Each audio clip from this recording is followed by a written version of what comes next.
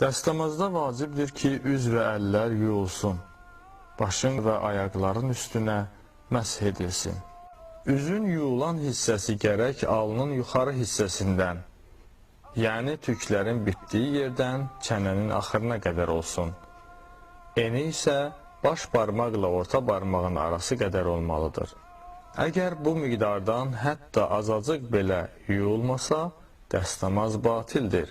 Bu miqdarın tamamilə yuyulmasını yəqin etmək üçün onun ətrafını biraz artıq yumaq lazımdır.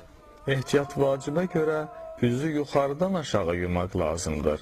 Aşağıdan yuxarı yuyularsa, dəstəmaz batildir. Əlləri də dirsəklərdən barmaqların ucuna tərəf istiqamətdə yumaq lazımdır. Üzü yuyandan sonra əvvəlcə sağ əli, sonra isə sol əli dirsəkdən barmağın ucuna qədər yumaq lazımdır. Əlləri yuduqdan sonra əldə qalan dəstəmaz suyu ilə başın qəfinə məsh edilməlidir. Başı məsh etdikdən sonra əldə qalan dəstəmaz suyu ilə ayaqlara barmaqlardan birinin ucundan ayağın məsh etməlidir.